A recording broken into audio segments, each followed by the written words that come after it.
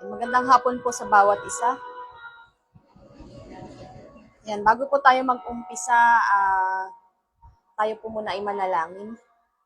Ama, sa pangalan ni Jesus, Lord, samahan niyo po kami sa Bible study ito, O Diyos. Itago niyo po ako sa iyong likuran. At ang bawat may kinig po sa amin, Panginoon, mangusap ka po, Lord. Salamat po, O God, sa iyong kapurihan sa pangalan ni Jesus. Amen. Ayan po, kamusta na po ang bawat isa po sa atin? Nawa po tayo ay nasa mabuting kalagayan at ang malapit na po mag-camp. So ilang weeks na lang po, mahigit 2 weeks na lang po, camping na. Excited na po ba ang bawat isa? Ayan, alam ko po na excited na po tayo kasi ito po yung inaabangan natin talaga, yung Believers Camp. Amen?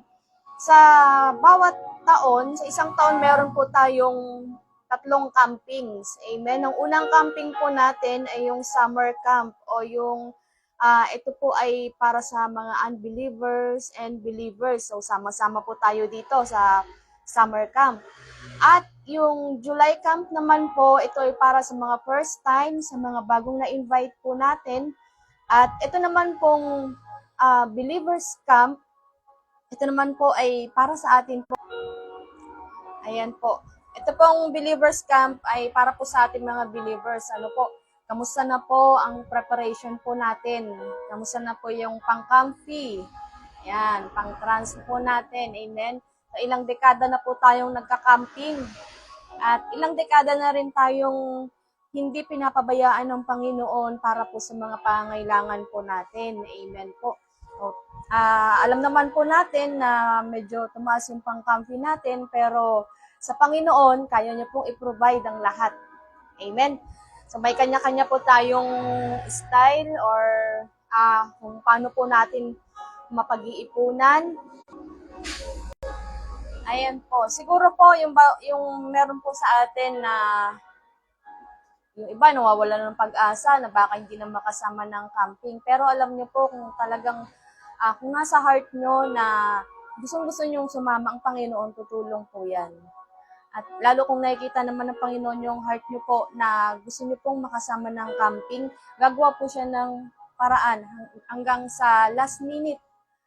Yan, aalis na nga lang, no? Tapos ang Panginoon ay bigla pang gagawa ng paraan para makumpleto yung pang-camping po natin. So, alam nyo po, ang naalala ko, kung i-correct nyo po ako sa comment kung tama po ba. Ang unang camping po natin sa Pinyel, ayan, ang unang camping po natin sa Pinyel ay noong 2009. Ayan, tama po ba? 2009 po yung unang Pinyel po natin. Kasi naalala ko po yun, ayun po ang first camp ko din sa Pinyel. So, ang daming ginawa ng Panginoon sa buhay ko nung camping na yun. At doon sa camping na yun, naalala ko po, sinabi ng pastora ko, si Pastora Juby, na kapag magka-camping ka, magdala ka ng notebook at doon sa notebook mo, maglista ka ng at least 3 katanungan. Dahil sa camping, mag-expect ka na sasagutin niya ng Diyos. Ayan, encouragement po sa bawat isa na mag-ready po tayo ng tanong. Ayan po, mag-ready po tayo ng katanungan sa camp at mag-expect ka na yan ay sasagutin ng Panginoon. Imposibleng hindi po tayo sasagutin ng Panginoon dahil sabi nga niya, seek and you will find. Kung buong puso natin nga hanapin ng Panginoon, makikita natin siya at buong puso natin na tatanungin ng kalooban ng Diyos, sasabihin niya po sa atin ng kalooban ng Panginoon. Alam po na, nung camping na yun, nung 2009, hindi ko po makalimutan yun dahil doon ko po narinig ang calling ko. Doon ko narinig na ako ay tinawag palang maglingkod. Wala naman po sa pangarap ko na maging pastor. Hindi rin po ako nangarap na maging worker dahil may iba po akong pangarap. Pero yun pala ang pangarap ng Panginoon. Yan, ang pangarap po pala ng Panginoon sa akin ay maglingkod sa Kanya, maging manggagawa ng Diyos.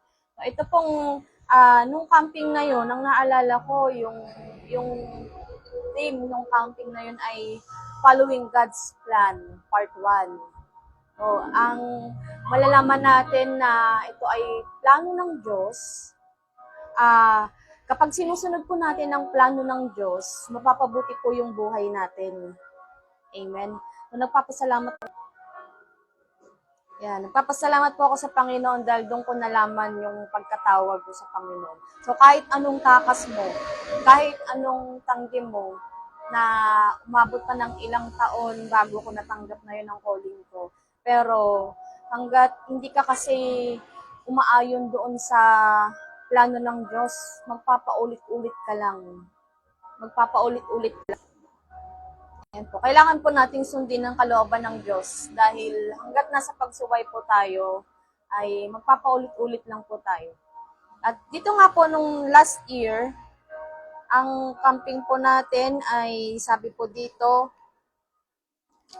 ang verse po ay 1 Timothy. Basahin ko lang po dito sa 1 Timothy chapter 6 verse 12. Gawin mo ang buo mong makakaya sa pakikibaka alang-alang sa pananampalataya at kakamtan mo ang buhay na walang hanggan. Yamang diyan ka tinawag ng Diyos nang ipahayag mo sa harapan ng maraming saksi ang iyong pananampalataya. Sa English po nito ay fight the good fight.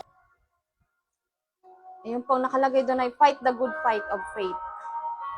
Habang nandito po tayo sa mundo, habang di pa bumabalik ang Panginoon, tayo po ay nakikipaglaban sa faith. Amen. Faith ang pinapagana po natin para tayo po ay makasurvive by faith. Ayan, pasensya na po at medyo humihina po yung connection po natin. Fight the good fight of faith. Ayan po yung topic po natin nung nakaraang camping. Ayan, ituloy ko po. Dito po magagawa ng Diyos na pasaganahin kayo, higit pa sa lahat ng pangangailangan. Sobra-sobra magpala po ang Panginoon.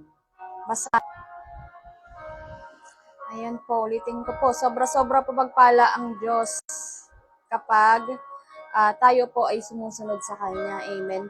Meron pong 4 na bagay dito para ikaw ay pagpalain. Naalala niyo po to, no? Konting recap lang po. Ang una po dito, ulitin ko po, ang una po dito, ikaw po ay dapat mapag-confess. Confess ka lang ng confess. Kung ano yung binabanggit mo, yun ang mangyayari sa buhay mo. Kung puro negative ang binabanggit po natin, puro negative din po mangyayari sa buhay po natin. Kaya ugaliin po natin mag-confess ng mga pagpapala. Mag-confess kung ano yung gusto mo mangyari sa buhay mo. Amen. Ayan po, sila Abraham, sila Isaac, sila Jacob, ay kaya po ang pagpapasa po nila ng pagpapala is pamagitan po ng pagbanggit. Amen. Habang nilalayans po nila yung mga anak nila, binabanggit nila kung ano yung mangyayari sa buhay po nila. Amen. Kung ano yung gusto mong mangyari sa buhay mo, mag-confess ka lang, mag-confess ng magandang bagay. Number 2, dapat ikaw din po ay mapagpatawad. Amen. Baliwala yung pagka-confess po natin kung punong-puno tayo ng unforgiveness. And hindi po nakakabuti ang unforgiveness sa atin. Tayo din po ang mahihirapan. Tayo rin po ang mabibilang doon ng unforgiveness. Kailangan po natin maging mapagpatawad. Ang number 3 po, dapat tayo ay mapag-expect. Yan, kung sa confess natin, ikaw naman ay mapagpatawad, mag-expect ka ng pagpapala. Mag-expect ka ng magandang gagawin ng Panginoon. Mag-expect ka ng ibibigay sa'yo ng Diyos. Tulad dito sa camping, mag-expect ka ng magandang gagawin ng Panginoon. Kung maraming humahadlang sa'yo ngayon na hindi ka makasama ng camping, ibig sabihin, may magagandang... Ayan po, kung gaano kadami yung pangahadlang sa'yo na makasama ka ng camping, ganun din kalaki ang gagawin ng Panginoon sa'yo sa camping. Kaya wag kang papayag na mahadlangan ka. May mapag-expect dapat tayo. Number 3, mapag-expect. At ang number 4 dito, kailangan din natin maging mapagbigay. Number 1, mapag-confess. Number 2, mapagpatawad. Number 3, mapag-expect. At number 4, dapat tayo po ay mapagbigay. Amen? So, baliwala mga to kung hindi natin ginagawa lahat. Kailangan i-confess mo lang na i-confess. Gusto mo ng pagpapala, i-confess mo lang i-confess. At always kang mabilis magpatawad. Amen. Kahit gaano kalaki yung ginawa sa'yo, maging mapagpatawad ka at mag-expect ka ng gagawin ng Panginoon. Kung ano yung ine-expect. Ang pang-4 po dito ay maging mapagbigay. So, ayusin po natin yung pagbibigay nito. Sabi ni Pastor Boy po dito, ayusin mo ang pagbibigay mo. Mahirap humingi sa Diyos pag di ka nagbibigay. Tama po yun. Dahil ang batas po ng Diyos ay sowing and reaping. Kung ano yung tinanim natin, yun ang aanihin natin. Kung tayo ay nagtanim ng kadamutan, tayo din ay aani ng kadamutan. Amen po. Kung tayo ay maayos yung pagbibigay po natin, tayo po ay aani sa Panginoon. Amen.